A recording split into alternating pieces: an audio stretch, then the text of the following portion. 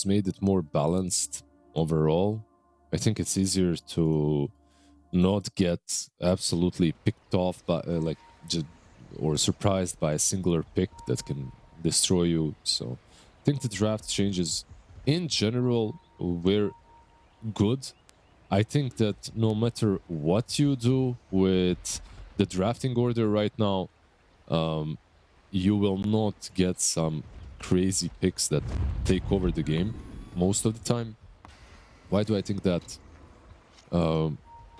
Just because there's way too much info. There's a lot of tournaments being played. Meta is literally changing every 7 days. I'm not even kidding. Like you might see the same heroes on your screen, but meta is changing all the time. Like the reason why you see the same heroes, you see them, but in a very different order. And there are some slight adjustments all the time that are being made. The battle begins. Yeah, let's see what those adjustments are going to be. This is a long run here for PGL Wallachia. Of course, we're going through the Swift stages where we have 5 rounds, 16 teams to battle it out. And then, of course, the 8 moving into the playoffs. And even the playoffs, you know, we're going to have metas changing from team to team. And, you know, once we get towards the later stages, it'll be maybe a little bit more decided. But, of course, we'll see it coming through from that recent Dream League event of what some of the similar heroes are going to be. Yeah. I feel like there was a time where a lot of people were complaining about, you know, we had this one patch for such a long time and the meta's not changing, but I don't know what's going on. But exactly like you're saying, we're just getting so many slight meta changes from all the different teams and players that just adapting. I guess it's just to showcase like how many options there are with the map and, you know, everything else, the neutral items, the facets, everything. Bot lane, we might see first blood. Ringmaster. Okay, yep. Ringmaster, yep, there we go. 9 class going to be able to strike first here in our game 1. The combination with Triple S's Centaur. Level 1 is, you know, actually all they need. This is a classic combo, right? Shaman Centaur before the times of like where the Centaur had that upgraded Hoofstorm to be able to move. This was always a nice lane pairing. Yeah, it's just a lot of damage. Like 70 damage on Centaur, almost 70 on Shadow Shaman, more or less. They hurt. Ringmaster that's out of position is basically dead without any of his one of those strongman tonics maybe, or a whoopee cushions or something to jump around. It's hard for you to stay alive if they get on top of you. Like what Zeus gonna do? It will not really help out a lot. No, absolutely not. Although I gotta say, like this bot lane is the lane where, seeing that they picked Zeus into this, I expected them to maybe start it off with a bang, you know, just have a decent showing, because they picked this interesting pick, and like they're both ranged, like they also have some damage top lane. Yeah, problems. He's going to be run down as well, so the side lane starting well. Now, Satanic does take a pretty heavy beating here going under the tower range. We'll see if he has regen to continue to play the lane. This hero right here, this slug, this big slug that moves with 300 movement speed is, I mean, when it comes to the offlane, of course, one of the biggest winners in the patch. It has been just dominating one tournament after another. I don't think that anyone has found like the best way of dealing with the Underlord. It's just like, even when you pick something like this, like an Ursa into him, yeah, sure, like you can try getting those Fury stacks on him, but he hits you for 100+ damage from level 3. Good luck trading hits. And it's also, if you do actually finally get a good lane matchup versus the Underlord, well, cool, he's just going to go treads and fall back and farm the jungle. Like this left side of the map, or if you're playing on Dire, the far right side where you've got the camps, you're able to catch up so easily with these new treads builds that we've seen for a bit now. No, absolutely.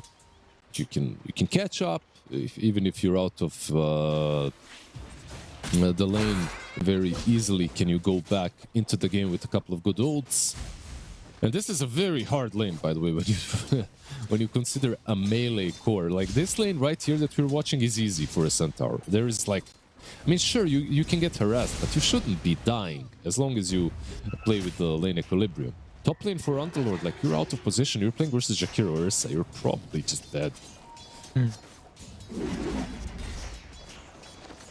We are going to see some of the support start to rotate mid. No one's health pool is a little bit low. Problems connects on the roll.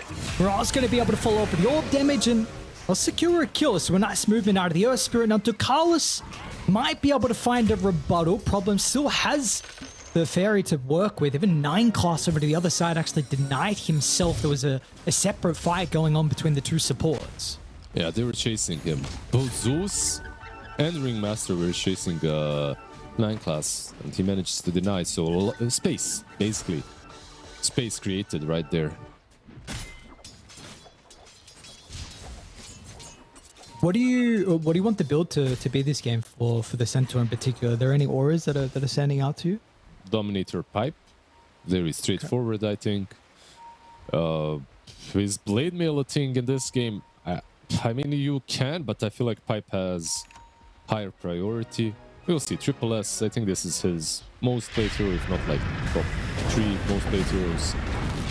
He knows what's up. Kalis. Yeah, I think he was venturing pretty deep to try and block some of the camps from Infernal, but nice positioning with the Underlord, was able to scout that out. I mean, it was daytime as well, so they had full awareness of what was going on, and they're making great moves with this Earth Spirit as well. This is a hero that we're seeing rise a little bit in popularity recently, but has always been a hero that is kind of difficult to execute. Feels like it really plays off the back of these rotations and getting pickoffs in the early game, and he's done a great job at that so far. Yeah, pretty cool to see. Top lane, Shackles. 9 classes in, Infernal. Slowed down here with the dual breath. This is going to allow Satanic to go to work on the slug. One more right click is what they need, though. We should have the movement speed. Is Infernal going to get any assistance, though? Satanic's going deep for this. Doesn't secure the kill just yet. Tries to dance around the trees, but no one is here because they're making their own play on the other side. Coil used aggressively from Morale. No one's still only level 5, but the two supports, they sack their offlaner to try and make their own attempt onto no one's life, and they're not going to be successful. Now, they will get the power rune at least. I think this was a good play from Yellow Submarine. Well, the play wasn't good in the end. They lose their offlane. They don't get the kill on mid, but the idea was good. I don't think that in this kind of circumstance you can just TP and save the Underlord. I think it's much better to make your own play. Underlord, though... Yeah, this time it's not going to work. Yeah, absolutely. Satanic still pretty low from that previous dive onto the Underlord, so the assistance of the Earth Spirit and Puck teeping in. Now, they're also going to try and run down 9 class, who will be scouted thanks to Hatred's use of the Palement Arts. So they do have to bring 4 members in total here. 9 class is going to make them work for the kill. It will take a little bit of time, but the kill will be there nonetheless. Eventually it will be. Puck is chasing him, so he's not going to survive. Always so... Dude, it's so much space. It's space. Hashtag. For sure. Like, he used 10 sticks, he used a healing salve, used the range... healing lotus. A lot of itemization wasted. A lot of items wasted from Shadow Shaman, but a lot of time wasted from Yellow Submarine. So it checks out. It evens out. With all the kind of aggression that we've seen so far in the early game, this extra global potential with the Thunder God's Wrath could be pretty important here for the side of Yellow Submarine. We do see Bottega's going to be zoned away from his own safe lane, though, so Triple S with Jakiro coming down will start to put some pressure on the tower. And they have Stampede, and they might have Ducalis. Yep. Might even get another one. Coil's gonna break. Problems will kick back no one in the river. Now this time they will have the Stampede as an answer, so ultimate for ultimate, and no one is gonna be able to get away. Yeah, a little bit sad for Yellow Submarine because their move was probably aimed at Ursa, but pesky Jakiro steps up front instead, eats another gank. Level 3 Ducalis, not great when it comes to levels, but definitely playable. He's gonna hit 4 in a couple of creeps, and he will recover. And he ate a couple of ganks that could have went towards his scores. See that one person who's trying to get some of the catch-up is Inferno back into the jungle. And meanwhile, Yellow Submarine have brought some extra heroes down to bottom. This time they're going to have 2 supports with Bottega. Triple S is the new guy on ParaVision, playing pretty safe and aware that something may be going on. Bottom tower is under attack. One hero that has been sort of shut down is the Beastmaster. Like, he is not really having the best start, and this is a hero that generally doesn't play the game all too quickly from the mid lane unless he's playing versus something like a Storm and he's just dominating the lane. So there's like a clear difference between the activity that they can provide to their team on the 2 mid laners, right? On one side you've got a Puck that is top of the network, having a really good start. On the other side you have a Beast that just needs an Aghanim, so we might not see him for a bit, or we might see him use a roar and then disappear again. Well, how do you play with that information then on Yellow Submarine, knowing that the mid lane is going to be a little bit more passive and farm oriented? Do you want to see them be super aggressive with their 2 supports in the park? Well, yeah, Yellow Submarine should do exactly that. You know, where he's going to be farming, you can pressure the tier 1 tower mid like they're doing right now. If you take down the tier 1 mid, then the map kind of opens up for you. Just gotta be careful not to throw it, because right now, like, they don't really have any sort of a lead. It's more of a nature of their hero that they've got and how they play. The network lead isn't there, so you still have to be very careful not to go too deep. You are playing versus Stampede. Radiant's bottom tower is under attack. So far, it's taken quite a bit of time to actually get the damage onto the tower. It might be a little bit different now with the catapult. No one does drag the wave away, so some of the heroes on Yellow Submarine are going to have to try and tank the tower. They missed. No, they don't keep it alive. They missed one of the right clicks. They allowed tower to get an extra hit on the Carty, and this push is kind of done, I guess. Like, just the spam. I think 9 class did a good job. He read the move. He read what he needed to do. He just stood behind the tower using extra shocks, just dragging the creeps away. Even, like, look at the positioning from Shadow Shaman. It's really cool, by the way. He's gonna leave the river right now, but it's really cool what he was doing. Like, Zeus is farming and so is Beast, but I guess Ringmaster doing kind of the same thing, just covering the core that is farming in case any smoke ganks happen, any approaches happen from across the map.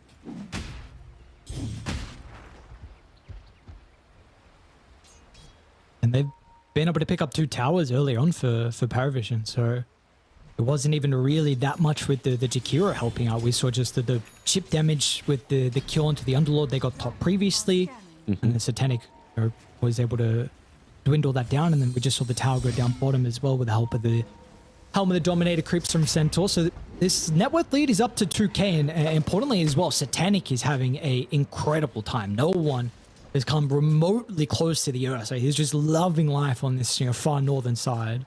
Yeah, he had that one death, and that's it. Like, how do you kill him exactly? Like, what do you need? You need Puck, you need Earth Spirit, maybe level 6 as well. So a lot of damage, a lot of silence is necessary to take him down comfortably. You are playing versus a Stampede and Rage, of course, so maybe it's not even possible to take down. Radiant are scanning. They know where Centaur is, and he's going for the pipe, of course, after Dominator, like we said earlier. It's with the roll being off the mark, it's going to be a little bit more difficult. Thinking that even if they connected on that without the damage from the Magnetize, maybe Triple S was actually going to be able to stay alive, but he walks away. That first attempt in a while from Yellow Submarine is going to be shut down. So continuing to enable ParaVision just to farm whatever they want. This Beastmaster is catching up.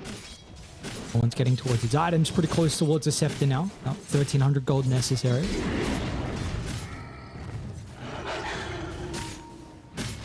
Right now, I'm kind of struggling to see how they connect on the map. Like, they need Underlord, they need the Salt from Underlord, I feel like.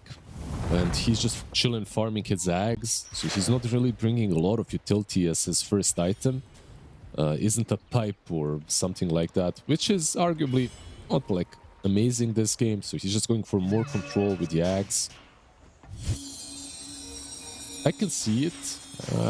I can respect it. I just like my Underlord to be more of a tank with the first item, more of a utility bot, at least with the first one. Yeah. But they also could set up with Dream Coil into Fiend's Gate anywhere on the map. They just have to make a move. No, they're not going for heroes just yet, but Problems is going to be able to sneak by and yoink the Wisdom, so that is something. Helps with the levels problem that they were having so far. It was just level 6 at that 14-minute mark. They're going to get a D-Ward as well, which will help secure this bottom side.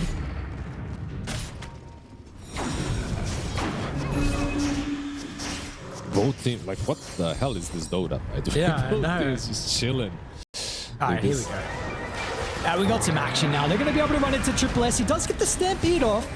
Out of range of the Pip. He's going to look to TP up. They've got the core. This is 5 heroes down bottom, though. So Yellow Submarine, all the boys are required for the kill, which does leave this mid tower completely vulnerable. You know, Night Class is not going to hesitate. Serpent Wards with the use of the Jakiro as well. This tower will drop. That's Dream Coil, that's Underlord ulti and Ringmaster ulti. So 3 out of 4 ultis that they've got available for them right now were used. And they lose their last tier 1 tower as they get the kill on Centaur. Like, this map is looking really rough for Yellow Submarine. They're kind of losing map control. I don't even know how to put it. Like, by default, it's not like PVISION are making any crazy moves. They're just playing the map properly. They're pressuring the towers when they need to be pressured. And maybe one of the reasons, of course, is this Zeus position 1. Kind of has to back out. Whenever he gets aggressed on, he needs to back out. He cannot... If Stampede is used for him, that's most certainly a kill. You see now they're just going to give up Roche for free. So not aware, or at least not in a position to be able to contest. So Age is given over to no one, and it's an instant smoke from them as well. They not run into anyone inside the triangle of Yellow Submarine, but they're still continuing to hold the area, just hoping that someone does blindly walk up this high ground.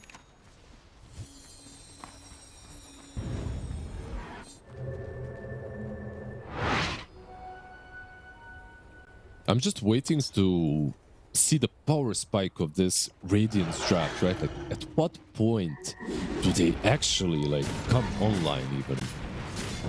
You know, like, they've got the Axe on Underlord, got the Kaya, almost Yasha on Zeus, with the Shard, of course, I gotta say. So it's like he's got a bit more than his inventory is showing. He's level 12, has that level 2 ult.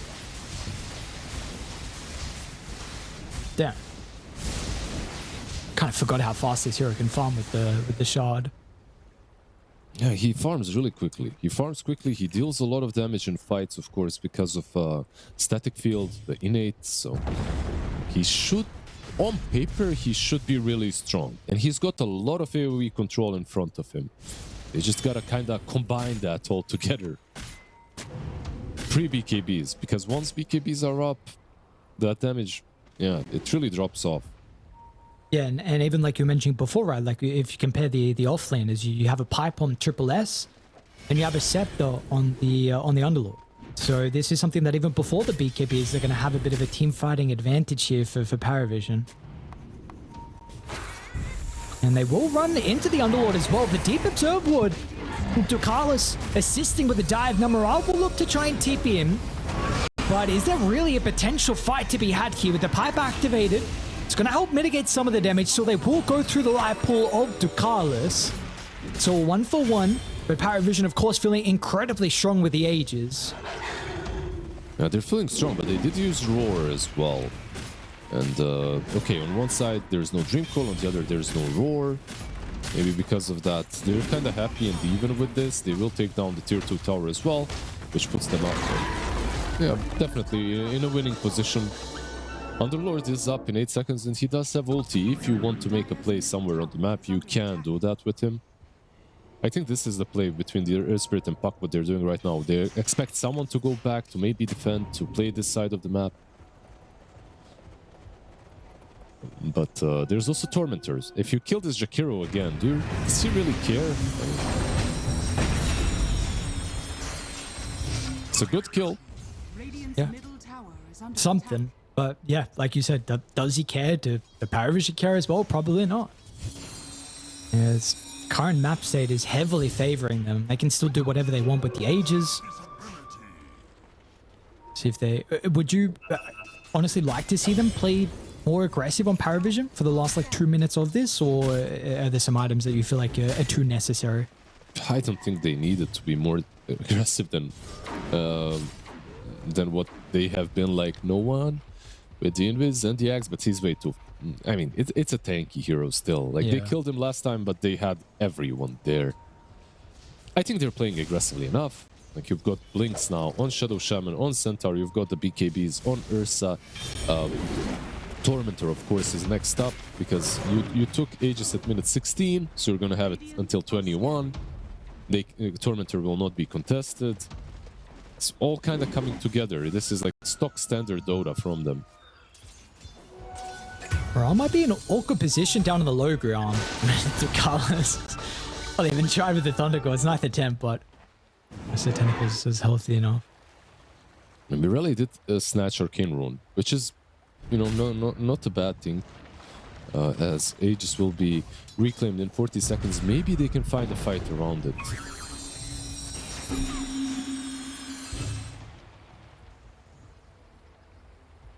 See if they can put themselves in a position there. They've got an okay ward inside the lane in mid. ParaVision actually going to try and force a fight as well with the Aegis expiring. They will smoke together. But Satanic's not going to be involved in the smoke, nor will Triple S. See what they're going to run into though. Known Class will lead the charge. He's got the blink. Ready to hopefully jump the puck. That would be the ideal target. Maybe no one's just going to be happy with a free kill over towards the Ringmaster though. He's kind of closer to tier 2. Nice leap over the tree line. Now the response. They do get the Hex over towards the puck. The will might be enough to help dissuade, but it's not in the end. The cancel, the shackles is not going to keep him alive. Meanwhile, on the other side of the map, Satanic's even looking for a solo kill, but the Earth Spirit has to roll past the tier 2. But Night Class is already TP'd back. He'll cancel the TP and add another kill in a quick sequence of events from ParaVision. Oh, disaster for Yellow Submarine, and poor Ringmaster, he played them. Like, he made a circus out of all of that with Whoopee Cushion just completely playing the Beastmaster. Of course, he probably dies there anyway. But instead, Puck was like, I got you, Mr. President. Jumps in. Dies first instead of the Ringmaster. I'm pretty sure Ringmaster would have been happy to take that kill over so that his Puck survives, but yeah. It was... If there was no BKB on Beastmaster, by the way, that's a massive play, and they probably turn it into a winning play, but just the fact that he's got all of these items already, he's got tags, he's got BKB, it was very simple for him to just pop the BKB and, yeah, what's the Puck gonna do? Especially with the Shadow Shaman nearby as well.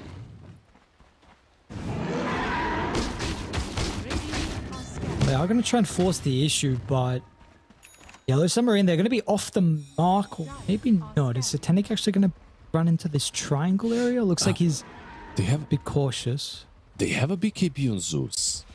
Let's see. Well, to me, this still doesn't look like a huge power spike, but it does enable you to maybe fight. Maybe. Satanic's actually just going to jump in over towards Inferno. They will get pulled out of the low ground. They've got the Stampede though to easily close the distance, and now Triple S is onto Hatred on the other side. So Inferno will drop, and now they're looking for more, but the Hex before the BKB. He will continue to be kicked away, but the Earth Spirit's putting in some goddamn work here to keep the cause alive, but it's not going to be enough, and no one as well finds him with the Roar. And Problems is doing everything he can possibly do to keep some of his heroes alive, but the lead from ParaVision is too much at this stage. Yeah, the lead is too much. The Earth Spirit, by the way, his first item was the shard. He went brown boots, windlace into the shard just so he can do what he just did. And it was nice, like he almost saves the Zeus, but like you said, the lead is a little bit too much, and this draft just works versus glass cannon heroes, and Zeus is a glass cannon after all. Like, you love picking Ursa into these guys because you can generally hunt them down, and you can hunt down these big boys, not only glass cannons, like an Underlord. Much easier game to play if you're PVISION, just off of the draft that they've got, not only because of the net worth.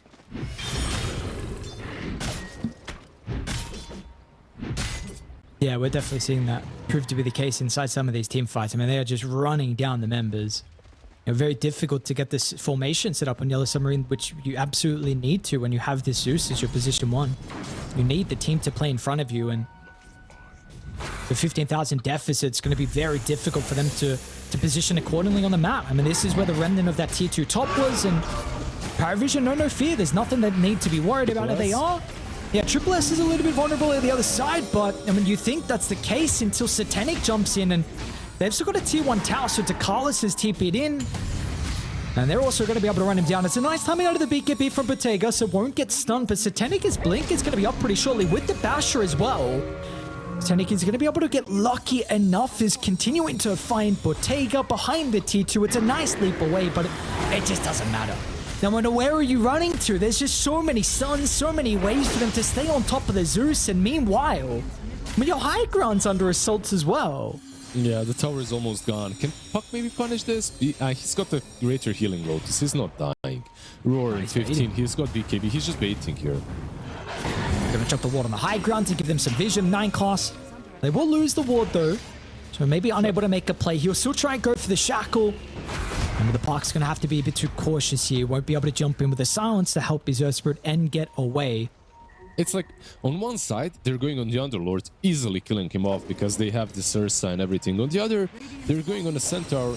He's not using Pipe, he's not using BKB, he's not using Stampede. The only thing that he used against them was the wave. For me, it's Ctrl-Alt-1. I don't know what hotkey it is for you, but he was just running around and waving at them, basically trolling them at that point. And once they got on top of him, he actually soloed the Earth Spirit. Like, he turned and killed him alone.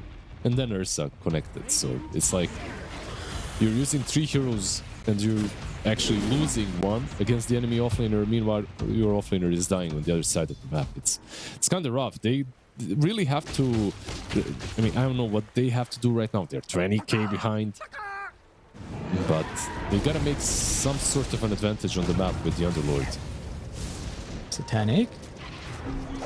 I can always just BKB TP out, I suppose. He's gonna use it now and should be able to cover the duration. They don't have the damage. Tega's right clicks, doesn't have the items. Those impalement arts, man, were try not to panic a lot. Just flying through. Yeah. What's the maybe one silver lining that I could take for Yellow Submarine is that the BKBs are running lower. 8 seconds on Beastmaster. I mean, technically lower. 8 seconds on Centaur. I think Ursa might have 6 seconds on Ursa. So there you go. Something to play around.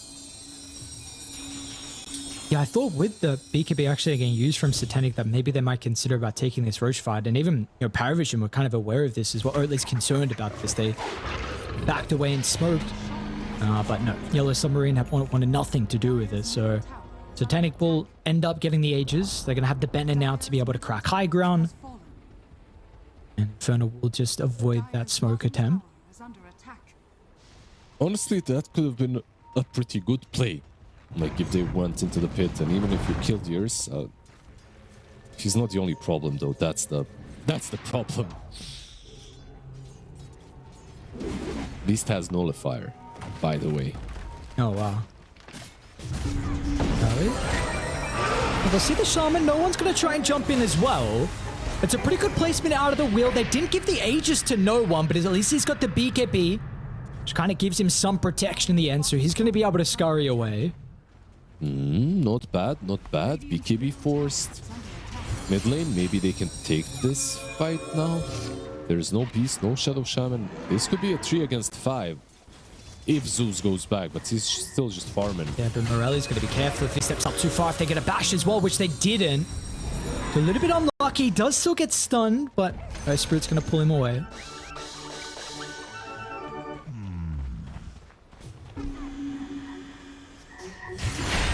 Colors. Yeah, okay. Another free pick off onto one of the supports as well. Bank class into Carlos. Give some gold over. Morelli's getting up there, but still, of course, some of the big one we're looking for is what is this Zeus impact going to be like? But maybe it's a game where we might not feel have an opportunity to really test the hero. Satanic is in the trees and ready to go. Now they are nearby. Satanic is just trying to poke, force out some reactions. I like this disperser build that everyone is going for right now, by the way. Like you can see it on different heroes. There was a PA disperser as well recently. Underlord. Another jump in. A little bit slow there with the Nullifier. Weren't able to find it onto Inferno, and that's an early death on the Aegis as well. They will chuck everything out over towards the Underlord. They're doing their best to try and secure the kill. They should be able to get away, though. Once again, Problem's doing a great job here with the Earth Spirit to help protect. And even with the escape act as well for the Ringmaster, who's really the only casualty in that little skirmish. Yo, the high ground defense on Radiant is kind of hard to deal with. I mean, yeah. What can you do against it? You have Roshan's banner, of course, and Shadow Shaman's wards. I think that should do it because they also have a 20k lead. But just fighting them mano a mano and trying to take down heroes, I think it's a little bit difficult because of the Earth Spirit and the high ground and the Pit of Malice. They kind of they kind of caught no one on his left foot a couple of times, right? Like they managed to force out the BKB on the right side of the map. This last fight, Nullifier was a bit too late. Radiant's bottom tower is under attack. It's definitely showcasing that there's some things that they have to be speaking about and concerned about inside some of these fights, even with this large lead that they've had for the majority of this game. You know, it's only getting more and more, and these fights might get easier as well with the scepter from Triple S. At least in regards to maybe if you overcommit a bit too far, then you've got the workhorse to escape. But if Yellow Submarine are able to put themselves in this high ground position where ParaVision go for the push and they're not perfect, then who knows? They are hunting though. Earth Spirit is prime meat right here to take down first. If they can find him. That they will. Easy pickoff, of course. And now it's going to give them an opportunity to be able to get on the other side of the map here. Try and reclaim some of their jungle, get a little bit more farm here towards Bottega. BKB, Pike, Sanjin, Kaya. He's going to be working on the Lincolns next. Feels it necessary, considering some of the single target control.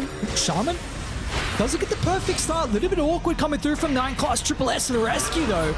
Gets the workhorse out. Raw from no one once again isn't the greatest. They need Satanic for the damage, and where is he? Satanic's actually coming through from the southeast instead, so it's going to be a backstab, and he's not required in the end for the kill on the Underlord. They've got too much of a net worth lead, and 9 class, who they started the fight on, will end it with the control, holding Morelli into place. Bottega is able to scurry away, but and that is a consolation prize at best, only keeping a Zeus alive when everyone else is dying. If he stays alive, they are kind of close, and Refresher is, I believe, almost complete. It is like he could just send it to himself. The courier is actually AFK, never mind for the beast. I guess he doesn't need it. He can just pressure the high ground. There's like a huge disparity between the two carries right now. One is basically Ursa looks at the Zeus and Zeus has to run away. Yeah. You know, like the ultimate bully. Doesn't even have to do a lot. The Kalis. Oh, they got the heals, Bottega. Okay, we'll get the BKB off at least.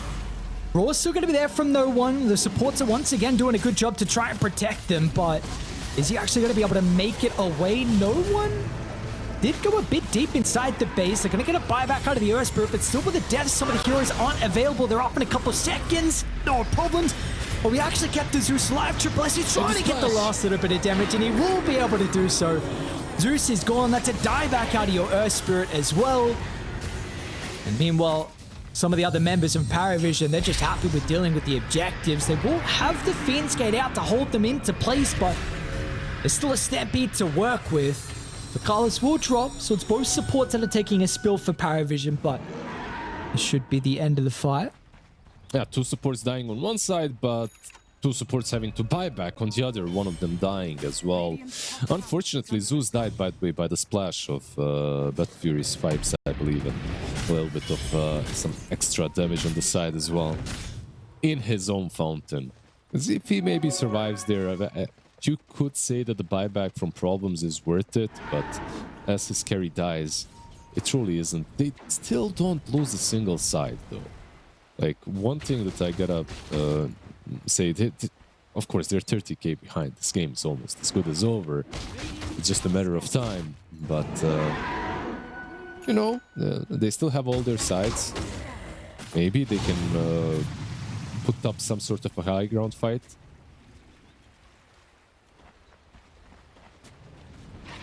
This is the fight that we're hoping for from them.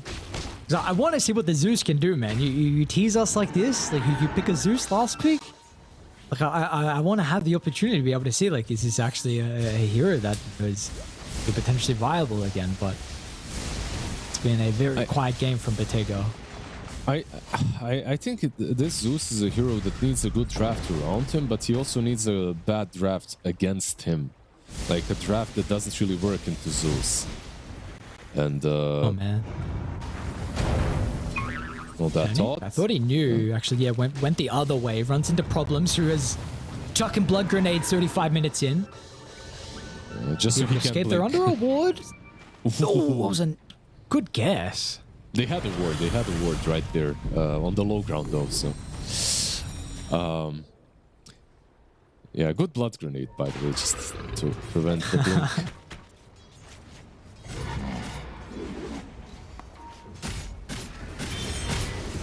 But yeah, I think that they have a pretty solid draft around the Zeus as a carry this game.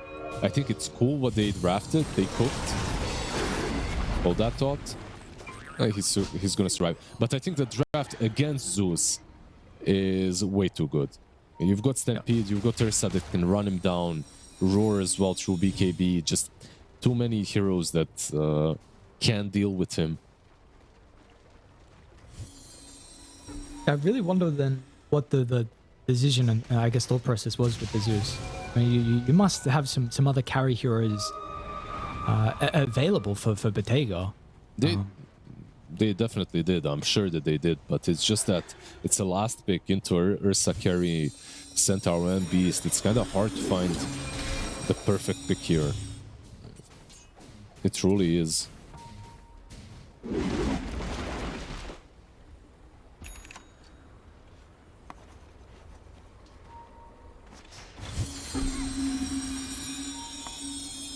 Or maybe another game, another day, we'll see the Zeus carrier attempt it again.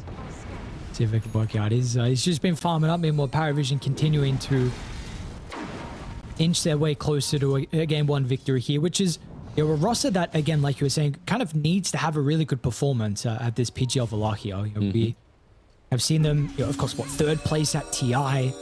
And you have some okay performances in the tournaments after TI, but then you get a roster change with DM out and Triple S in. So this is, again, a team, like you said, who pretty much were super dominant last year for a good portion of it. And then I know some other teams kind of took over as well. But these are some names that you would expect to be at the top and winning some events.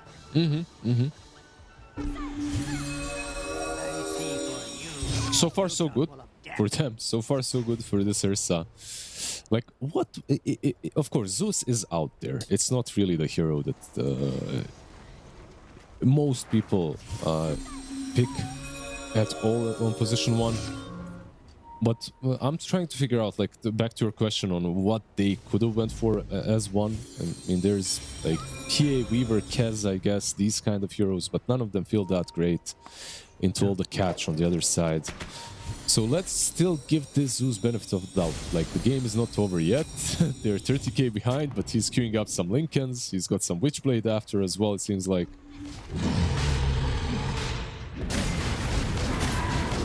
Soon he comes online and everything changes and we realize it.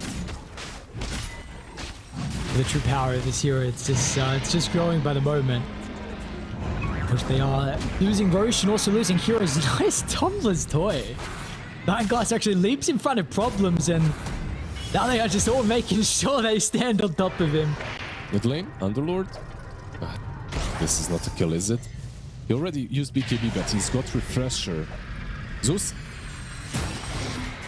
Okay, is able to get the force away, but he's actually looking to try and TP out, so everyone else is kind of left to their own devices here. There's no one's going to run into the Underlord. Infernal killed off easily. It looks like they should be able to get the Ringmaster as well. Danik had that early death in the laning phase, but since then, 11 kills in a row. Quite the performance from him. Radiant's middle barracks are under attack. Has that Swift Link as well. Refresher shard on him. This is a point in the game in which you can just like hit your keyboard with your forehead and you're probably gonna kill someone as Ursa. Radiant structures are fortified.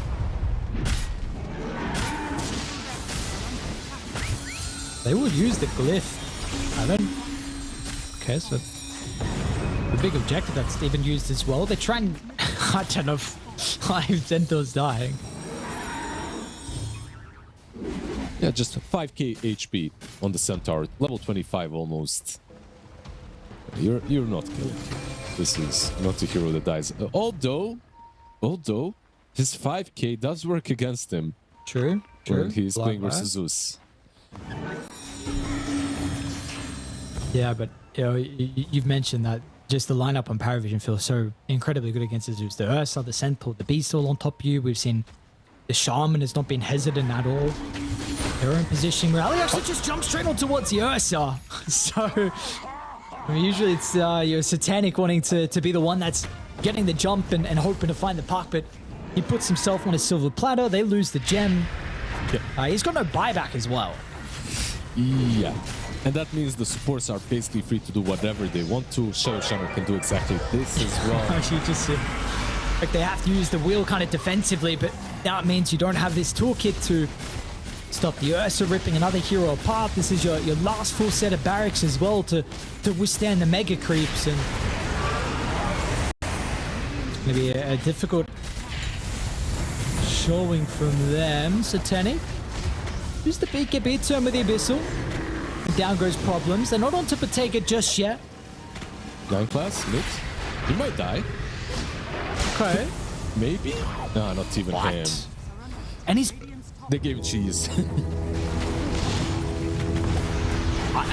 Thunderclaws didn't kill him, and meanwhile Triple S gets a nice stun in the backline. So that'll be the game ender right there. ParaVision, a clean victory and a nice start here in their run at PGL Wallachia. Game 1.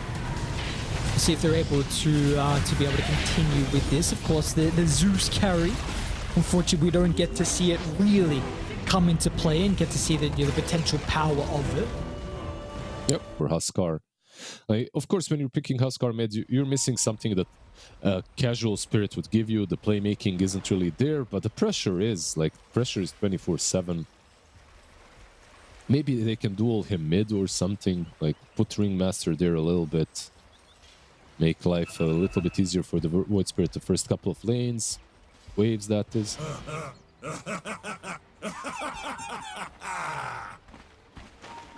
They're going to have to try something, though. One thing I like always with Dream Protect the lineups is that, or games where it feels like we always see these early skirmishes down the tree lane. Yellow Submarine are kind of ready for that with some of the 4 heroes that are actually playing behind, but it's going to be late. Triple S will come down by himself to cut some trees, but everyone else on ParaVision are actually still hanging around the mid. Yeah, you can see what they did. They waited with the smoke, and now that they sent Mars, like, he's gonna cut some trees, but he will be late to the room because of that. So you're kind of getting something out of this 5-man move down bottom. Is Huskar one of those heroes that you have in your ban list? Feels like he must be, right? I wish I could show you my ban list right now. Because it's only Huskar. I haven't banned anything else. It's literally, I'm true to my words, it's only Huskar. I don't have a single other ban. Look at this. I mean, this is what you're asking for, right? This is a super late smoke from Yellow Submarine. So Hatred and Problems. It seems like the Carlos is kind of aware that something might be going on. I mean, this is dirty. You pick Huskar last pick and you got a support that's even... You're potentially dual laning as well? Like, come on, guys. What are we doing? How did they know? Like, where did the read come from? Like, they had... one ward in the dire No way. Bro, he ran up and used Shadow Word. Come on. The disrespect. You pick Huskar 24th and this is what you're going to do. Okay, Shadow Word doesn't really do a whole lot. No, I don't care. That would annoy me so much. It's like I'm versing Huskar. Come on, dude. Are you really going to come use Shadow Word on me in this lane? Like, dude, it's like F off, man. Yeah, I agree. It's... really? Okay. He's not gonna die, dude. He didn't use Berserker's Blood. Like, keep that in mind. He's just gonna heal up. Like, you think you got him, and then he uses this shitty spell and he just gains like 30% of HP back.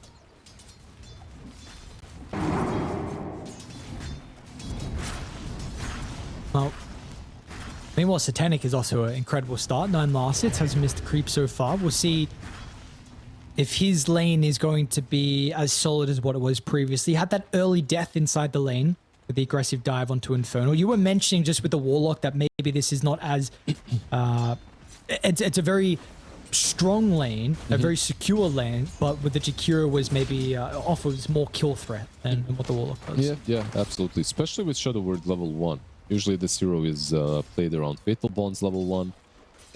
Just so you can be aggressive. Shadow Word level 1 isn't really that impressive anyway.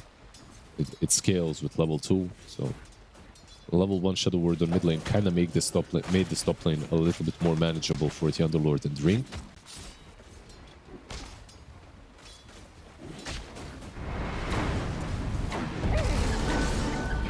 And what about our last lane here with bottom? You know, the Bottega on some newer heroes, the Zeus into the Lifesteal, not as unconventional, but already the MOUZ 14 and 5, so they are showcasing that they too were able to have a very good time, cut all the trees down, which limits some of the effectiveness from Hatred. This is a big boy lane right here. Everyone hits hard. It's an interesting one. Like, we'll see who comes out on top. Like, I wouldn't like having to deal with Shadow Shaman and Mars as a lifestealer. I think there's just too many little things that play well for them, like the chicken fingers as well, and then they right Q down. It's too much damage. But if the Treant is in a good position, Leech Seed as well can be kind of difficult to deal with. This is kind of interesting as well. Triple S went for a very early Blades of Attack. So even before he completed the bracer, so just wanting a bunch more damage to be able to play into the low right clicks, so the low attack damage in the Lifestealer. The only one surprised by this. So he's, by the looks of it, gonna free farm. We absolutely know Huskar is, and it's you can take a look at the loss here. And it's not going to change anytime soon. 19 and 15 compared to the 7 and 2. Like, what the hell does Morelli do in a lane like this? Nothing. Like, what do you do? Like, you start rotating across the map. You creep skip. Like, whenever I'm playing versus Huskar, which is a lot, by the way, because every single 1k rank Immortal is spamming Huskar. Creep skipping behind the tier 2s is nice. Getting the waves, just making sure that you get something out of the lane. Just messing up with the equilibrium of the wave. It's the only thing that you can possibly do. Yeah, unfortunately, it's not a Sand King nor a Primal Beast, which makes it far more difficult for Morelli to really be able to do some of these plays. He's kind of having to run back and forth to try and juke no one to get the water rune. Some frustrating times for them. At least Infernal again is having a much better lane than what we saw previously. 24 last hits, of course Satanic as well is free farming.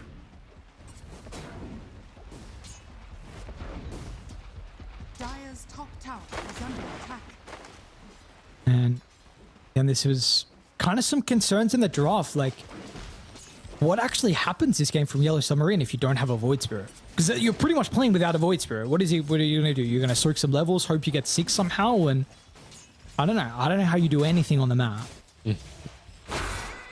It's difficult. It's difficult to find the silver linings when you get last pick Huskard like this.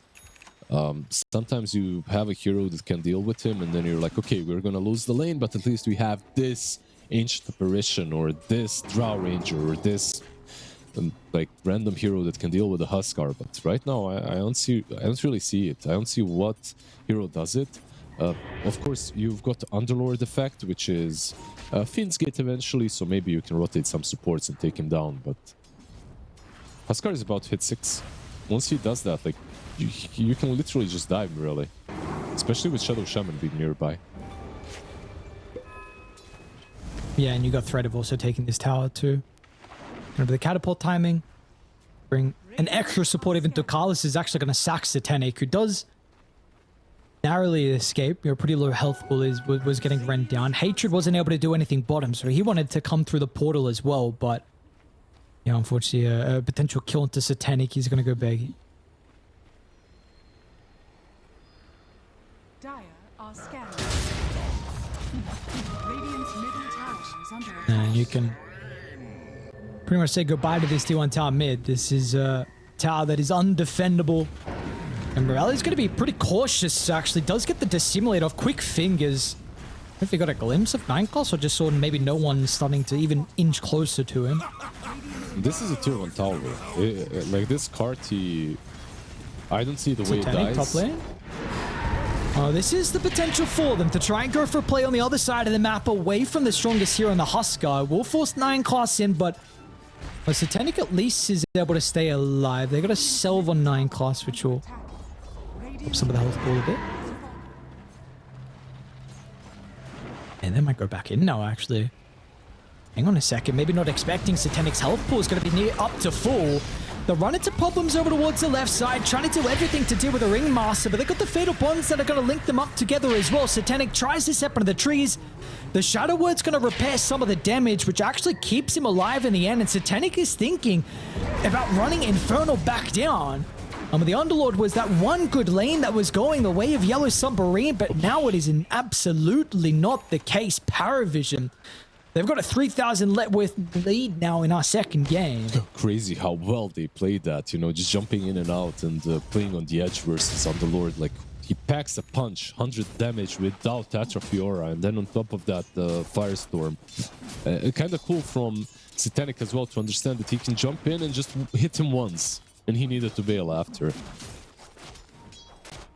But yeah, even this lane, which could have went well for Yellow Submarine if this fight succeeded, but even this lane fails, and now Huskar is in your triangle, taking away the stacks. He's 20 gold, like he's not 20, he's 4 gold away from Armlet.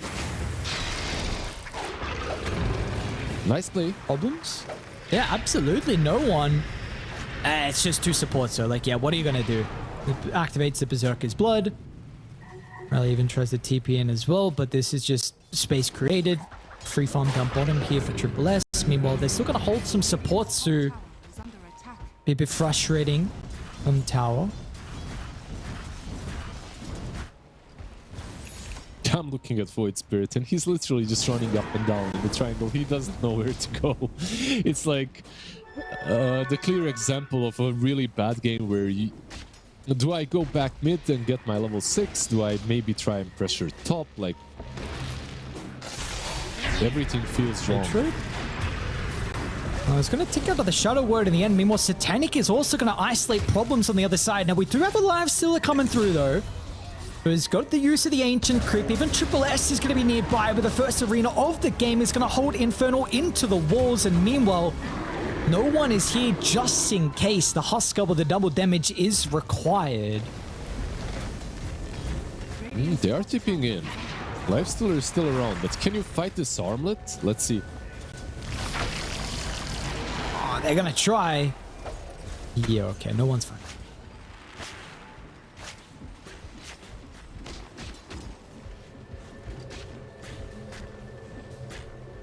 So at the moment, I mean, just changed now, but I mean, the MOUZ was actually top net worth, even though the lane that no one had. With everything going, your mid and top, and Triple S is also having an incredible start here from the MOUZ. His second tier 1 tower that's going to go down. They even made an ancient stack for them. Oh, how nice from Yellow Submarine. Maybe it was Dye that actually made it. I didn't see. I think it was Yellow Submarine because they made Can they snipe him? Oh, they and that 9 class is like, no one, you were supposed to protect me. I mean, you were supposed to be my Huskar bodyguard, and now what am I doing here? You know what? Like, these kind of kills on Huskar sometimes do change the game completely. Because this is a hero that, you know, like, there was always this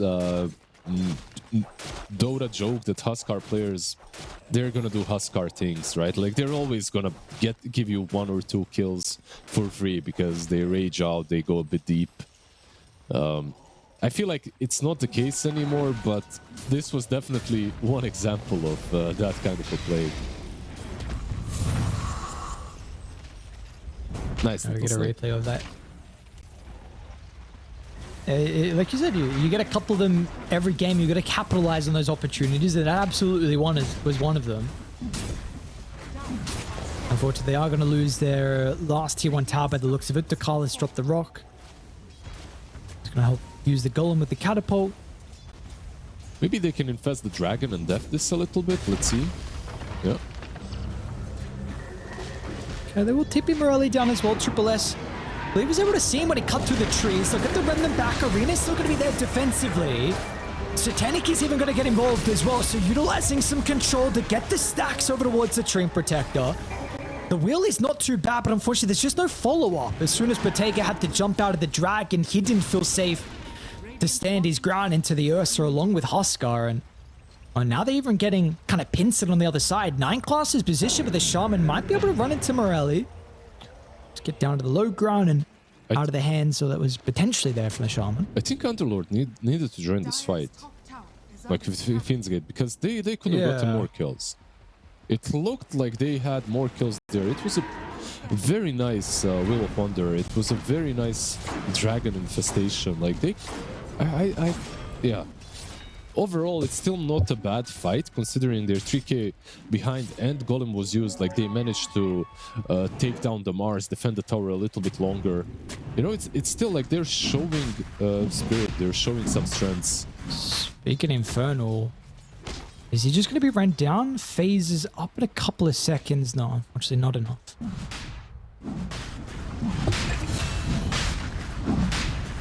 Okay. Big kill from Morelli. Unfortunately, your counterpart mid laner is about to get Roshan 12 minutes into the game. So we saw it very early, Roche for them in last game. It was 15:30. They are coming, though. They're going to make this a little bit more awkward, actually, than what they'd hope on Darren. Can they fight this? Arena is up on Triple S.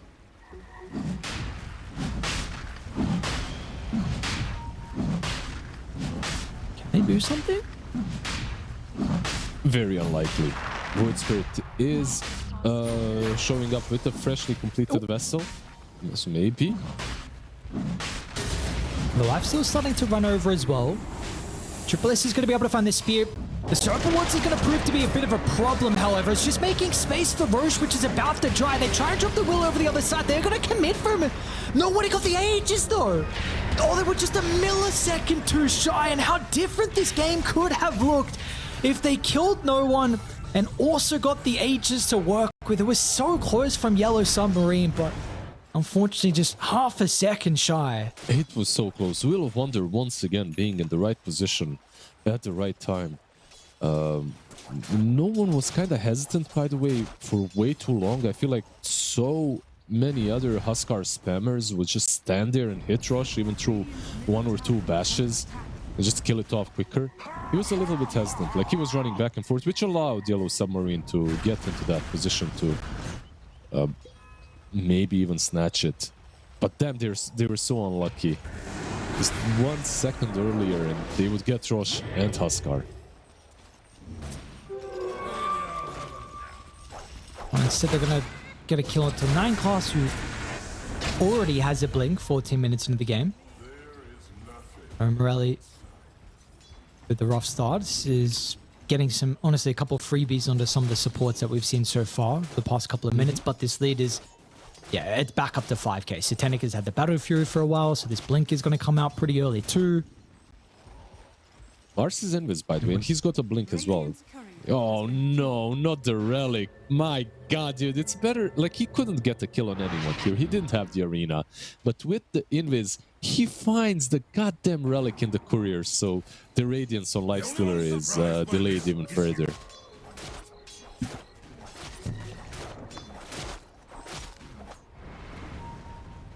Farm is going to very much be slowed down now from Bottega.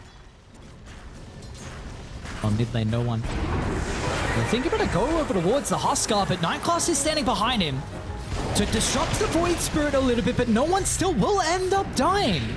So once again from Yellow Submarine, they're able to find an answer to the unkillable Huskar that we were expecting, and they're not playing too bad with a mid laner who was absolutely bodied in this matchup. Not too bad at all. One thing that I noticed from no one is he didn't use Dragon Berserker's Blood, sorry. Like, he used it way too late after the wheel. But what that meant is that Vessel already played its part. Like, Vessel just absolutely demolished him. He had enough damage, and the Underlord, of course, coming in clutch with the Fiend's Gate, with Pit of Malice. Arena. What's the South? Triple S. Yep, there's the Arena out, and Underlord wants nothing to do with this. He's going to look to escape. He will, but unfortunately, problems. The casualty. So I do a good job to keep that T1 tower alive. I do say that. It looks like it's actually going to die to the catapult. So still, nonetheless, that's pretty important for Radiant. They get an objective off the back of those kills in the mid lane.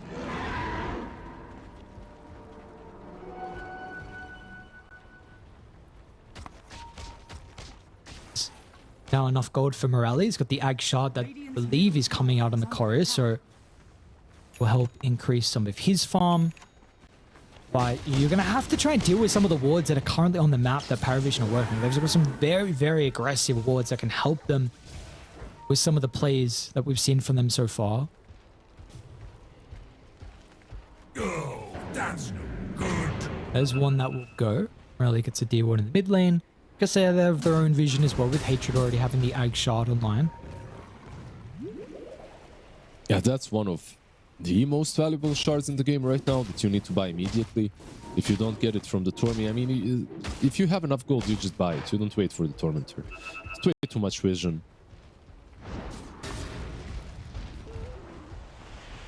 It's like Treant Shard, I would say. Hoodwink Shard. There's a couple of others, of course, as well. Mid lane, Hex. Around mid lane. He's going to have some supports playing behind him, so the escape pack will be there. Triple S is trying to find the angle for the spear, but actually does it get the connection on the wall? A little bit unfortunate there from Triple S. It looked like it was going to be on the mark, but nice positioning from the supports on Yellow Submarine. Under attack. Going to try and start to swing towards the other side of the map, though. We are getting somewhat close towards a Torment. I know this feels like a later game with how early that Roche was killed off, but we're still only 18 minutes in. No one? Taker is going to run into no one who actually gets rooted up, so Radiant will be able to close the distance. Ducalis is going to be isolated over towards the right side, so it'll be a quick and easy kill over the Warlock. Meanwhile, no one is still getting rammed down. And the Underlord is, you need Satanic nearby to be able to deal with this here. They're not going to be able to do so. Now Radiant, they will respond. The defensive arena, which gives them no opportunity to re-engage inside the team fight. And Yellow Submarine, once again, are finding a way to claw themselves back in this game. You know what it is? It's like a mixture of two things. One is the Infest from Lifestealer. It allows him to just run down the Huskar with Radiance without worrying that Lifestealer that he will dive to the to Life Break plus Inner Fire combo. And another thing is the Underlord being able to just jump behind as well with Fiend's Gate. So they're finding some really nice plays. Also, I gotta admit, no one is playing this game like he's 5-0 mid and not 0-2. Like, he's very deep, farming behind enemy lines and up forcing these kind of plays on himself. Yeah, I mean, I can't see this, man. If I look at the net worth with how the lanes went, and Morelli is about 100 gold behind my Huskar, Like, I'm not going to be happy if you ParaVision take a look at the game afterwards. We do see top Satanic is able to get the counter problem, so he is absolutely free farming this game on creeps, on heroes. Is having an incredible time, but everyone else is now on the backs of Satanic. Yep, he's chilling. He's buying the same item more or less that Huskar is going for. That's the BKB next. BKB on Ursa, BKB on Huskar, and they will be ready. This shard should be free for them, by the way, just because of the Ursa plus Huskar combo. We'll see if Radiant will contest. They look like they want to. Are they going to be fast enough? Those are the questions. Watch the Tormentor dies a bit quickly with the Ursa. And they might be here in time, though, to try and stop them from escaping, but... Well, it's going to go through the portal. I think Lifesteal's going to try and run him down, and yeah, it looks like he should be able to catch up to Takalis. They did also run into Triple S on the other side as well, so we've got a couple of kills that are going to be there from Yellow Submarine, so you don't get the Tormentor, but there's some golden experience which is going to be claimed. Morale's on point with the 8th Remnant, so again, Yellow Submarine showcasing that this is not going to be an easy victory with this last pick Huskar. No, not at all. 4k lead now for Dire, but... Like, it's a 4k lead with Huskar, so it's, yeah, not too much considering how damned that lane, how cursed that lane was for the Void Spirit. Invis on the Shadow Shaman though, maybe they can find a pick off here. I think he's in vision, yeah. Sentry was there.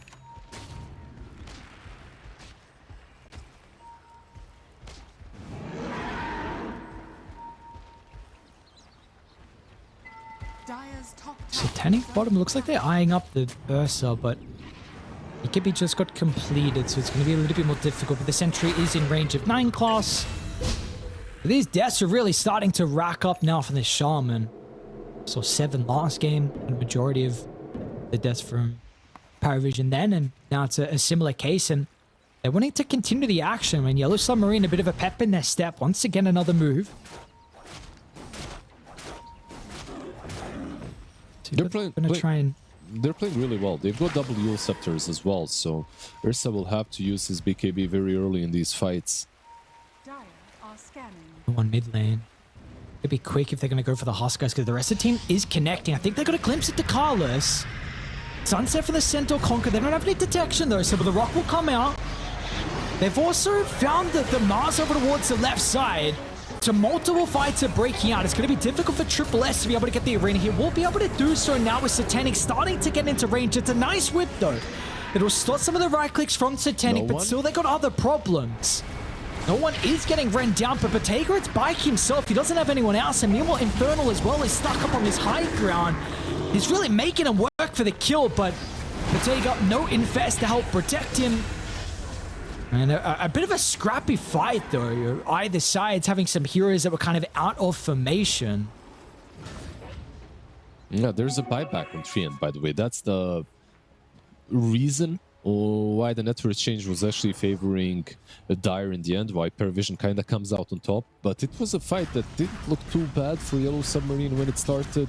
Lifestealer almost managed to take down no one, but he just armor toggled. You don't care about the radiance on Lifestealer when you're a Huskar. You take no damage from it. So he was just able to armor toggle, and they still have a BKB on Ursa. I'm not really sure this is going to be free, though. Pit of Malice, Fiend's Gate, both up. Aghanin's not there yet for Underlord, of course, but they can contest this rush. So they can. They're just going to run the Lifestealer in first. And hang on the Carlos again. Potential freebie, and alright, Yellow Submarine, what can we do with this now? 30 seconds with a 5v4. They don't really have a lineup, unfortunately, that can maybe sneak Roche out of the hands of a ParaVision, so can give them an opportunity to maybe get some control around the area, D-ward, and get a ward set up. The lanes out. Yeah, they're waiting a little bit. Like, I was thinking maybe they just go in. They try to get 9 class. Whoa, nice. I mean, this is another massive pickup. It now gives you, what, 30, 40 seconds once again with another 5v4. And this is just slowly delaying that Roche timing that you were hoping for. they're racking up some good kills on these supports. Like you mentioned earlier, 8 kills now on Shadow Shaman, 5 kills on the Warlock. There's a couple of deaths that could have been maybe prevented here. I'd like to see maybe a 4-staff as well on the Warlock, you know, just get some extra mobility versus the Lifestealer versus Pit of Malice. We'll see what he goes for, but honestly, even though they're 5k ahead right now on Dire, it's not looking like a bad game at all for Yellow Submarine, especially in comparison to game number 1. Like, they have their tools. Like, they can fight. Venturing pretty deep for the kill. No one gonna be able to activate the BKB. Now, Triple S will respond as well. Got the speed with the rock follow-up. They don't have the extra control, but Botega's gonna activate the rage, but they will still be able to find the Void Spirit. So Morelli dies first. Oh, and Botega doesn't get the full rage duration to TP out. He's gonna get control to the last second, and we were just seeing the praises of Yellow Submarine, but they get a little bit too cocky. They go deep into the jungle of Dire. They were set up. The move wasn't clean, and now ParaVision get a free Roche. The move was clean. It's just that it was clean on the wrong target. Like, you need to get really dirty to take down Huskar once he gets the BKB. Like, the Void Spirit Lifestealer combo, I feel like if it goes on any of the supports, the fight is probably theirs after, but they went on Huskar. This hero is, if you don't finish him off immediately, like, this is what happens. He pops the BKB, he pops the Berserker's Blood, all the debuffs are gone. Nice Glimmer Cape, by the way, as well. Nice rock, amazing arena, everything was perfect from PVISION, but it's not like they made a really bad play on the other side. They just needed a different target. No way. I think, you know what it was with the lifesteal? I think it was because the Shaman right-clicked him, and then the rage expired, so he still was in duration of chicken fingers. What a stupid change. I hate this change, where the stuns still go through, but when it expires, it's like, what is this? I don't mind it too much. I just hate it because it made me lazy. Like, every time I see a BKB, now I waste spells on a BKB target. Yeah, same actually. You know, like, back in the day, if someone is BKB'd, I'm not gonna cast anything on him. I can't, even if I wanted to. Now I see a BKB, I'm like, yeah, sure, I'm gonna toss. He raged early. He's got BKB. He's got BKB. And then Fest. Morelli's actually gonna even try and step in the middle. Escape back, but it's a great arena from Triple S. It's going to hold 3 heroes into place, but the wheel is even better. Once again, problems, the Wheel of Wonder, causing massive issues from ParaVision. They're going to be run down now. Satanic he's got the Aegis, he's got BKB on the second light, but no one's on the other side of the map. No one. He is nowhere to be seen. There's maybe an opportunity for a BKB TP out, but he will not even be able to get the BKB off Botega. Gets a massive streak, godlike gold given over to the Lifestealer. Oh, this man has been impressing in game number 1 with the Earth Spirit, game number 2 as well, just on point with the Ringmaster in most of these circumstances. A couple of impalement arts here and there that didn't connect, but overall, pretty good game so far. Has a Blink Dagger now as well, going for a Yules himself. Just buy 10 Yule Scepters, you know, make sure that you cannot get initiated on by the Huskar, make sure that you can use the Ursa all the time. Yeah, I kind of thought that Triple S with the arena was actually going to be the big ability in that team fight with some of the heroes he controlled, but the wheel, I suppose, is not too bad to respond with some area denial yourself. And you know what it also was? They were greedy on the BKBs. Like, they have BKB on Mars, BKB on Huskar, BKB on Ursa. Also Golem wasn't used, so a couple of big spells and big items on Dire that weren't really utilized in that fight.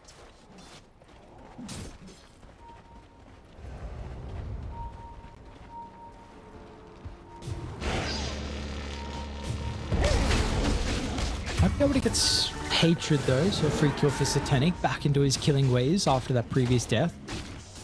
And is not too happy with some of the problems that he's having to deal with in regards to the Radiance from Botega, so MKB is going to be this next item of choice for him. But this honestly very surprising with the current position that we're in. 6,000 lead only for ParaVision. It's going to be honestly a pretty easy victory considering how that mid lane went, but Morelli's 7-2-8, and has done a very good job to be able to have the impact. No, absolutely. They managed to recover. I would say mostly because of the Sweat Spirit plus Lifestealer Infest combo.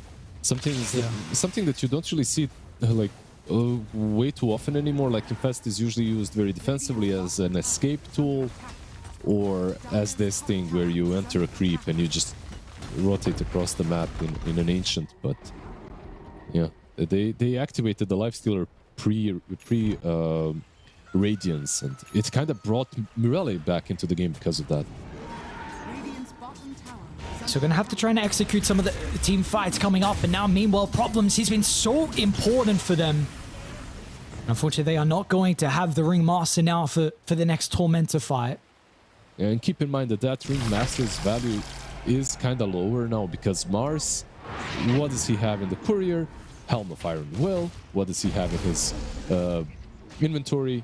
He's got the Relic, so Nullifier will be there eventually. Not as much value from the Ringmaster after it.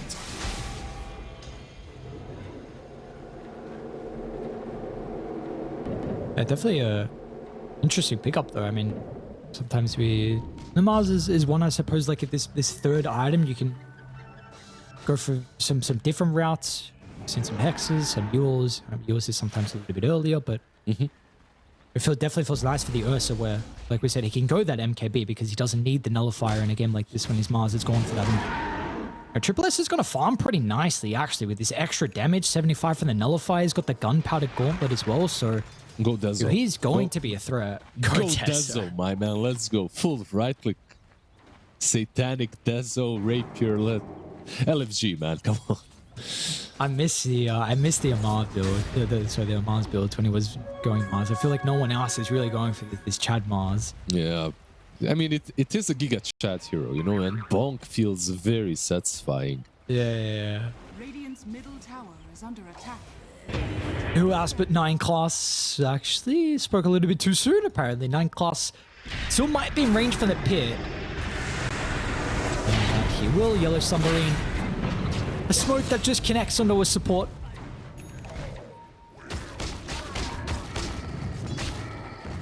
And we'll get his level 20, so extra buffed up in the Atrophy Aura. Actually, pretty high level this game. The under.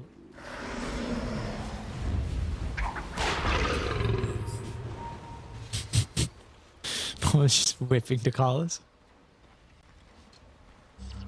No, you can't use that ability here. Yeah, one problem that Warlock has had in a lot of patches is like, he couldn't find items, right? Like it was really difficult for Warlock to get the net worth. Sometimes you did see a Midas early on because of that, and the levels, of course, that it gave. But right now, every single spell that you cast on creeps somehow kills a wave. What name? Infernal. Yeah, they're going to be able to get the spear off first, and that was Satanic nearby. He tries to hold him down in the Yules. Infernal even pushed him away, actually, with a headband. They will be able to cancel the TP out from Infernal. And nothing really Hatred's going to be able to do over the left side. Arena has to be committed as well. It took them a little bit longer, but still, I mean, you get that with the first BKB as well used. So we're now already down to 8 seconds on the Underlord. I wonder if that's worth it, because, like, you force them to use a couple of ultis. He also could have just opted to not use the BKB and die immediately, but he decided to use the BKB, and because of that, the Arena and the Golem were used. So if they manage to make a play after, I guess it is worth it. They have the AC on Lifestealer. They have Fiend's Gate as well. So in 40 seconds, maybe we can expect a play from Yellow Submarine, because this game has started kind of slipping through their fingers once again. It's an 11k difference now.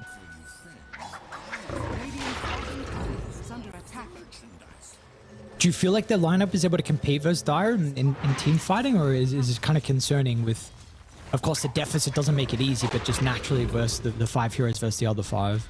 Well, I'll tell you what, team fighting is a lot easier when their team fighting spells are on cooldown. So this is the right time. But I feel like Yellow Submarine are maybe stuck in the I just need this item kind of a situation. Let's see. It looks like they might smoke mid. Anyone with the smoke? Nope. Not gonna happen. When I saw them just to run into PVISION. Yeah. PVISION are the ones that will 5-man smoke instead. They're going to be able to potentially make it up to the high ground actually first before Radiant do. They're still waiting for this smoke to come out on the corridor, but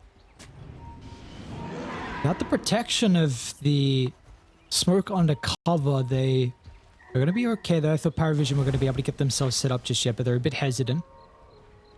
Roche will run top. This is basically why they are here in the smoke. They didn't manage to get any info in the triangle though. They didn't manage to run up there. Lifestealer is in the Ancient, and he does have a nullifier now, by the way, instead of the Radiant, so he's gonna scout them all out. He's a bit away from the team.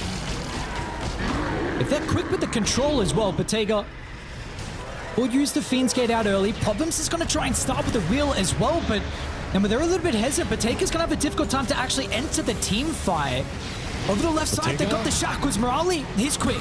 Silence is going to be able to prevent the control, so Bottega does get the beacon beat, tries to turn to deal with no one as well. Satanic to the rescue, but the bash isn't enough. Now Satanic is actually losing the man fight.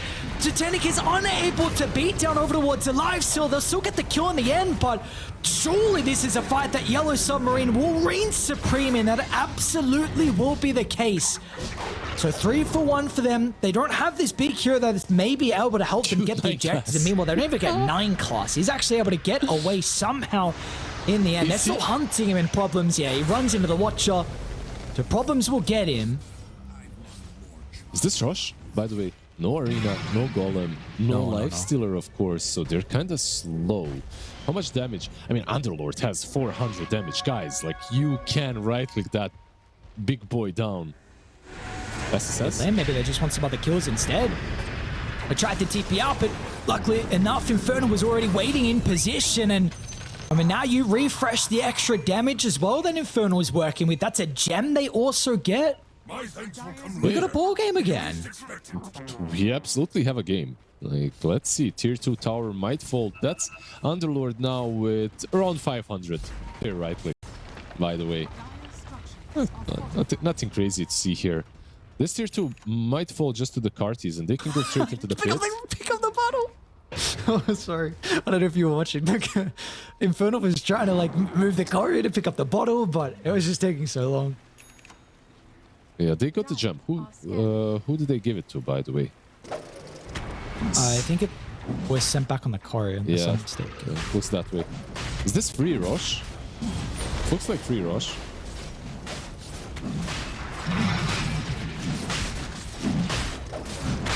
It looks like it is, yeah. That extra +1 kill into Triple S. No way.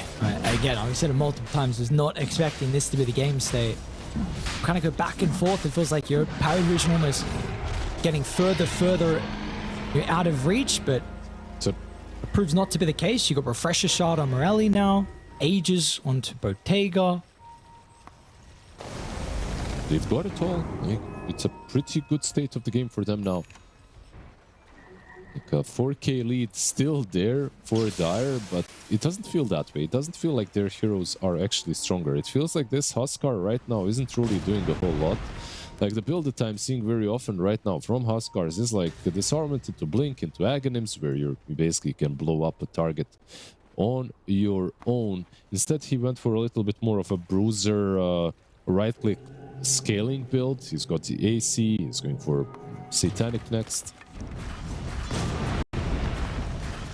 which does make them a little bit weaker against the Lifestealer. Like, you can reign supreme in these fights, or at least he was able to so far. What happened in that last fight with the Lifestealer Ursa matchup? Is this how you're expecting, like, these fights to go with the current items that you see versus the two? Is Lifestealer really able to win this? It seems that way. Like, he's able to. Like, at least in the last fight he was. Like, he just man-fought him, right? Like, the AC, and also the fact that there's an MKB now on Ursa, which is kind of irrelevant, I would say, right? Like, Lifestealer just went for Nullifier, and your MKB is, sure, it's still a lot of damage. It's a nice item to have, but it's not really an item that you buy in any game. It's an item that you buy versus mischance, right? Are scanning.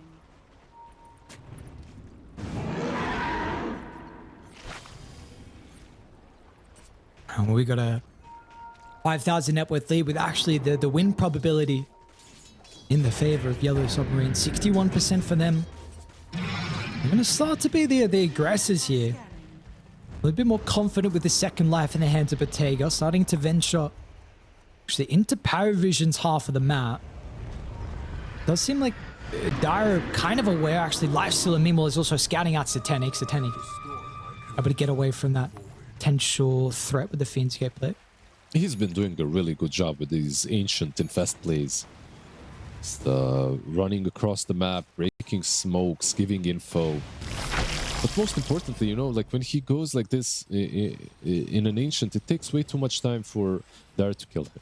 Like first you gotta get rid of the ancient, and you gotta get rid of the lifestealer with the BKB and rage, which is kind of hard to do. And it always buys enough time for Yellow Submarine to connect. Unless you don't go on him. Yeah, unless you try and take a fight with the lifesteal is actually not there. Triple S gets the beautiful spear where Satanic's nearby, and they're gonna have big problems because the Battle Fury is gonna start to get the Fury swipe stacks up, and that is an absolute big reason of why they can get 2 kills and almost a third. Triple S was close to be able to find the TPR from Hatred, but he wasn't even aiming for the treant, by the way. Did you see that? Like he was just aiming for the other Lord, but because of the shard, the spear connects on both of them. That was just like a bonus kill. They do have 2 buybacks, by the way. They have Aegis, they have Cheese. They have Refresher Shard on Morelli. They want to try and make a play here, but it's going to pop the BKB early on and go to 9 class. They'll pop out, get the kill, refresh up, some more Resonant Pulse to work with, and the wheel as well. No one once again is completely taken out of the team fight. And now you're going to be able to hold Satanic into place. Triple S refreshes with a double spear, or is it the potential for PVISION to turn it around? Satanic doesn't have the BKB, used up and dropped down. Lifestealer was waiting, and now we can turn over towards the MOUZ on the right side. What a beautiful defense. They started 3v5. They needed the buybacks to still take it in the end, but they won't get the wipe. They'll be happy nonetheless with the defense that has been made. Yeah, that's 3 buybacks, by the way. Matchda, Infernal, and Problems, like your Treant, your offlane, both supports and the offlaner did buyback, but it's a very good hold nonetheless. And you could see what problems Ursa is having. His problem isn't really the Lifestealer and the fact that he can't win the 1v1. It's the Yule Scepters on everyone else. Like, if he doesn't have a BKB, he wants to play around the Satanic, I mean his item, but he cannot use it because...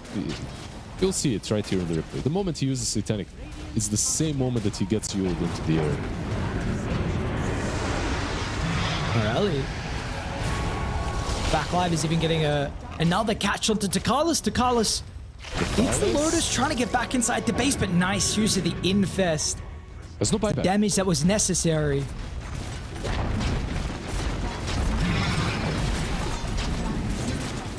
Unfortunately, there's T2 towers top and bottom, so all they can really get is the mid set at the moment. They do have bottom getting pushed in, however. Oh, but they completely switched up the network lead, by the way. At some point, they were like 12k behind, I believe. Now they're basically a little bit ahead, 1k, 2k, so in a pretty good spot. Lifestealer should get like a full item flying out to him. Yeah, he's got a full Abyssal flying out, by the way. Oh, man. They're not going to stop just there. So Triple S has been pretty important here with the MOUZ. These spears have been solid, and especially when Satanic is able to utilize 2 heroes that are controlled for that duration. But we're not going to see it now in this moment. Yellow Submarine will pay some respect, and the first time that they have actually been able to gain a lead so far in our series. These slow methodical teamfights, I think they definitely benefit Yellow Submarine, but what can they do on the other side? I think it's all down to Triple S. Like you mentioned, this Mars has been crucial. If he can find the right targets with the spear, like they can eliminate them really quickly. But the problem is, like, he's the only one that can do that comfortably. It's not the Shadow Shaman. Like Shadow Shaman, sure, but he's gonna get disabled immediately. Meanwhile, one spear and you can probably take down a target. What I'd like to see from Mars is a Hex.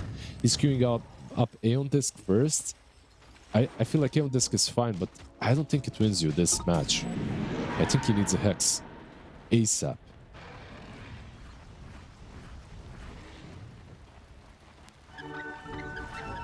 Where is the problem coming from? The fact that you feel like they need a double Hex when they have a Shaman?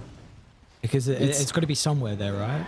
I mean, the Shaman is all cool, but he needs to play the outskirts. It's kind of difficult for him to stay in a spot with shackles. Like, Hex is fine for him, but if he puts himself out there in danger, he's most likely just going to die as collateral. Like, they have an AoE silence from Void Spirit. They have a lot of mobility from the Void Spirit as well. The Void Spirit who has a full refresher. And they're actually going to give him the double damage rune. So I guess the Life Stealer is stuck in the Ancient Creep that he doesn't want to jump out of. And well, they see no one farming towards the far right side of the map, so they're actually going to try and force the issue. The Trip Protector gets a glimpse over towards Satanic, who might force out an early BKB, which is going to be pretty problematic. Satanic, how does he take the team fight now without the BKB? He's pretty hesitant. He doesn't know whether he should disengage or try and stand his ground, but now he's got problems with Bottega just starting to smack him in the face. He's got a buyback, but you're going to lose no one as well. No one is getting ran down. Looks like he's going to be fine. They want to turn to disengage. They're going to respect the buyback. They feel really happy with what they've gotten. If they can get away with some of their lives and not have too many casualties, and this is a massive win condition for them. Unfortunately, Infernal, he'll be ran down. That is a dieback from the Underlord. I believe you gave a gem over as well. Yeah, Warlock has the gem. Still though, it's a buyback on Ursa. This is a huge win condition for Yellow Submarine. They did use Refresh on Void Spirit and the BKB after, so they don't have that BKB to work with. Then Rush will respawn, and not too quickly. So they should... what do you think? Will they have Underlord before Rush is up? It's really going to depend on how this fight goes, I suppose, if it breaks out. Yeah, well, they want to fight. They use the smoke. They want to fight without BKBs, though. This is... Like, sure, if you take down Ursa, game is won. But they're putting themselves in a 4v5 situation without some big spells. I feel like this smoke right here is a little bit risky. Still trying to make the play with problems, not even with the team at the moment.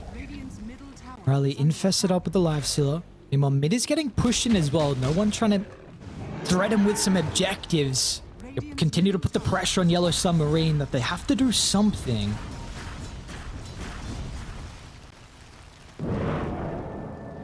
It's difficult to be disciplined and make the right play.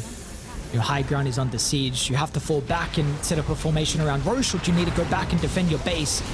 They're over the call. They're going to go back, but the response is there from Dire. They're quick as well. They're going to be able to get the Void Spirit, and Uppertake is in trouble as well. He cannot stand his ground without anyone else nearby, and the pressure, it mounted too much, and they cracked under it. The buyback on the Life Stealer, but no buyback on Void Spirit. No gold, 800 gold. This basically means Roche is theirs. I don't think you can fight this without the Void Spirit. Like, sure, Pitlord is up in, what, 20 seconds? But... yeah, without the Void Spirit, I don't think this is a Rush you can contest. Let's see, maybe they will try. It's all, like, you know, even this smoke, where they smoke as 4 versus 5 heroes. They smoke, even though they don't have BKBs. To me, it didn't feel that great. It felt like they were still feeling forced to make something happen on the map, when they truly didn't. Like, you force the BKB, you force the buyback from Ursa. Like, even if you just chilled and waited and allowed them to take ages, I still think that game was winnable because they had the buybacks. But now the game is back to even, maybe even back to a winning condition for Dire. Refresher, ages now on Ursa. Yeah, because it's not only just that, it's No one on Radiant have buybacks. In fact, 4 heroes on Die have them. So this is the big thing. You're going to be able to play with the outpost now in control, and if you take a fight around this area, you'll have the numbers to be able to TP back into. So this is a difficult couple of minutes from Yellow Submarine. We've seen so far this game, they've done an exceptional job at playing from behind. Radiant's top tower has fallen. High ground push is still really difficult. So going high ground is kind of hard for Dire. But what they could do is they could get some pickoffs across the map. Like that's usually what the smoke is for. But they're being very careful on the other side. What do you want to see with the gold from No One? He's got 5,100 in the bank. I don't even know what he could go for next. Like Aghanims always feels nice in this hero because you can just completely eliminate one target from a fight. But I mean, at the same time, what do you replace if you go for that? Like Armlet? It's best hero, best item for this hero that you can get.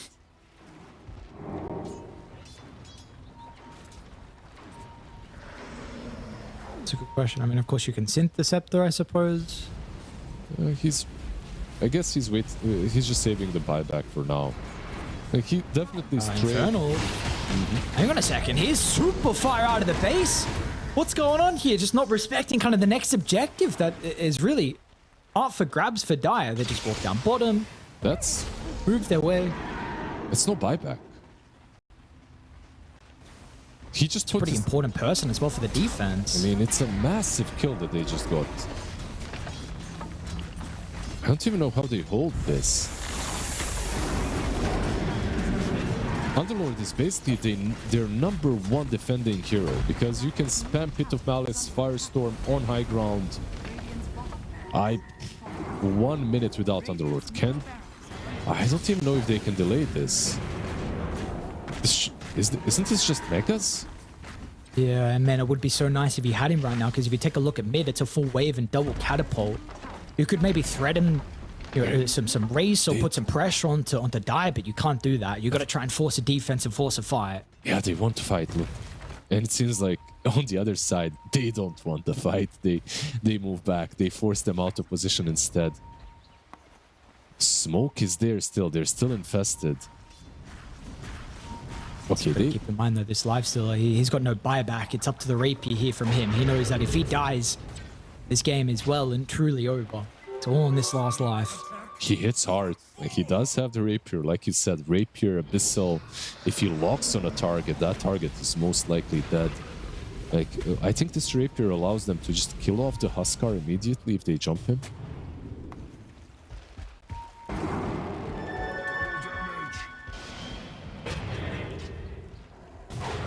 What's he buy, by the way? It's flying out him. It's travel stoop. That's the build. That's the item. That's the master item. Yeah. Yeah. If you don't know what else to go, you got brown boots. Alright, just go travel stew. Yeah. Alright, another free kill apparently. Trip Protector just trying to shove some of the waves out. Teeb's also down for a while. Doesn't have enough gold for buybacks. This is 2 minutes without him. 350 gold necessary. Remember, they're trying to make a play here. They got a high ground ward that's going to see Triple S. They're going to stop at the Fiend's Gate. Force stuff gets the Colossus out on the high ground. Morelli wants to try and go for the Warlock, but hang on a second. Now it's getting a little bit messy. Pateka wanted to TP up, but he's going to be forced to try and stand his ground. But the rapier damage is not enough. It's just tickling no one. No one's able to walk away. So Pateka gets out of the arena range, but it looks like you're going to have some problems with keeping the Ringmaster alive. Meanwhile as well, can they get back inside the base? They will be able to do so, so they continue to hold the rapier, but the attempt to catch Dire off guard didn't work.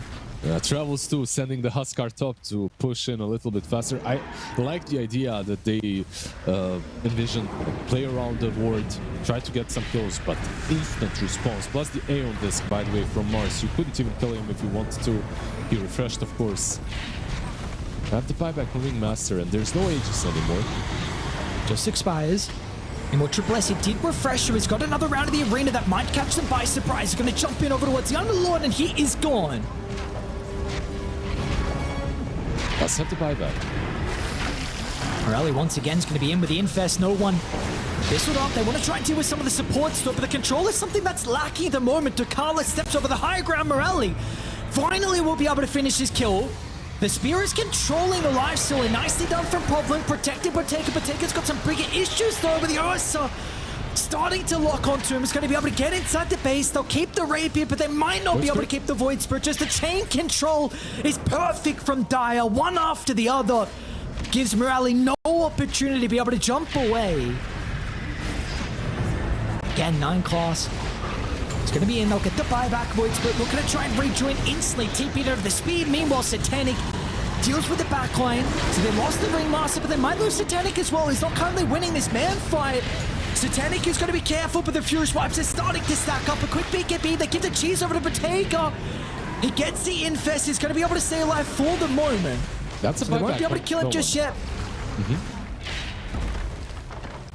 It's going to be Megas though, no one. Can he get away? Like you said, he did just buy back, but Bottega's not going to pop out, but he's still got the Fury Swipes on him. Oh, he still had the Fury Swipe stack on him. No Bottega, 30 seconds. He doesn't have enough gold for buyback anyway. They made this game close. Man, they did such an incredible job off the back of the laning phase to have a competitive second game versus ParaVision, but in the end, they just weren't able to get over the finish line. That was like a beautiful, I shouldn't say beautiful, it was a beautiful game.